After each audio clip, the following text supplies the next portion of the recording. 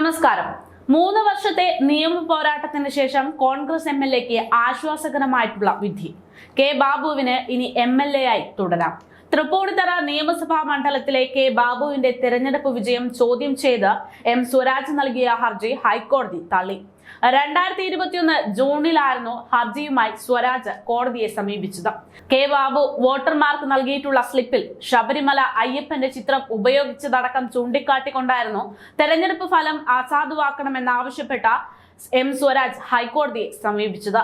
പ്രചാരണത്തിലും അയ്യപ്പനെയും മതത്തെയും വിശ്വാസത്തെയും ദുരുപയോഗം ചെയ്തുവെന്നും അന്ന് ആ പരാതിയിൽ ആരോപിച്ചിരുന്നു.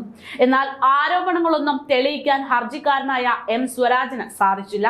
ആയതിനാൽ പരാതിയിൽ ആരോപിച്ചിരിക്കുന്ന കെ ബാബു അയ്യപ്പന്റെ ചിത്രം ഉപയോഗിച്ച് വോട്ട് നേടിയെന്ന പരാമർശം കൃത്യമായി തെളിയിക്കാൻ സ്വരാജിന് സാധിക്കാത്ത പക്ഷം കോടതി ഈ ഹർജി തള്ളിയിരിക്കുകയാണ്.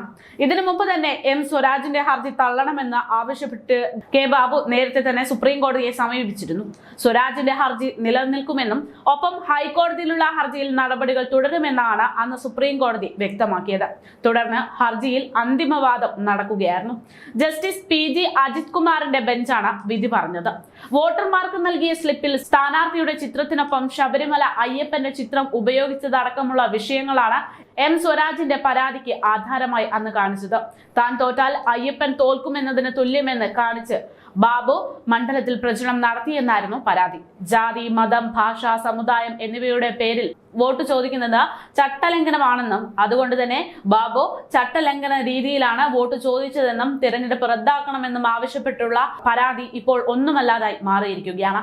ഈ വാദങ്ങൾ നിലനിൽക്കെ തന്നെ കെ ബാബുവിന്റെ തടസ്സവാദം നേരത്തെ ഹൈക്കോടതി തള്ളിയിട്ടുമുണ്ട്.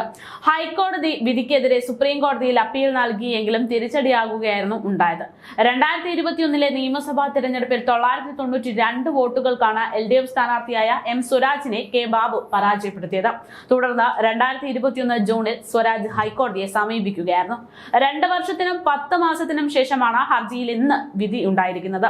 തൃപ്പൂണിത്തുറയിൽ 1991 മുതൽ 2011 വരെ തുടർച്ചയായി 5 തവണ വിജയിച്ച കെ ബാബു 2016 എം സ്വരാജിനോട് പരാജയപ്പെടുകയായിരുന്നു. അതേസമയം തൃപ്പൂണിത്തറ MLA ആയ കെ ബാബുവിന്റെ ഈ തിരഞ്ഞെടുപ്പ് ഫലം റദ്ദാക്കണമെന്ന ഹർജി തള്ളിയ വിധി ജനാധിപത്യത്തെ ദുർബലപ്പെടുത്തുന്നതെന്ന് പ്രതികരിച്ചുകൊണ്ട് എം സ്വരാജ് ഇപ്പോൾ രംഗത്തുണ്ട്. വിശ്വാസികൾക്കിടയിൽ ദൈവത്തിന്റെ ചിത്രം പതിപ്പിച്ച സ്ലിപ്പുകൾ ഇനി വിതരണം ചെയ്യപ്പെടാം. ഹൈക്കോടതി അംഗീകരിച്ചെന്നാകും പറയുക. ഇക്കാരണത്താൽ ചോദ്യം ചെയ്യപ്പെടേണ്ട വിധിയാണിത്. വ്യക്തിപരമായല്ല താൻ അതിനെ കണ്ടത്.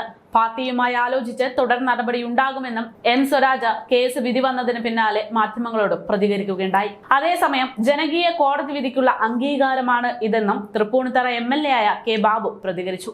ഒരുപാട് പോരാടി നേടിയ വിജയമാണ് ഈ തിരഞ്ഞെടുപ്പ് വിജയമെന്നും തന്നെ മോശമായി LDF ചിത്രീകരിച്ചുവെന്നും ജനകീയ കോടതി വിധികൾ ഇടതുമുന്നണിയും സ്ഥാനാർത്ഥികളും അംഗീകരിക്കണമെന്നും അദ്ദേഹം കൂട്ടിച്ചേർത്തു. അയ്യപ്പന്റെ ചിത്രമുള്ള സ്ലിപ്പ് കൃത്രിമമായി ഉണ്ടാക്കിയതാണ്. ഒരു വീട്ടിലും അത് കിട്ടിയിട്ടില്ല. വോട്ടെടുപ്പിന്റെ തലേന്ന് പോലീസ് സ്റ്റേഷനിൽ പരാതിക്കൊപ്പം മാത്രമാണ് അത് കൊണ്ടുവച്ചത്. അന്ന് വോട്ട് കുറഞ്ഞത് പാർട്ടിയിലെ പ്രശ്നങ്ങൾ കാരണമാണെന്നും അദ്ദേഹം കൂട്ടിച്ചേർത്തു.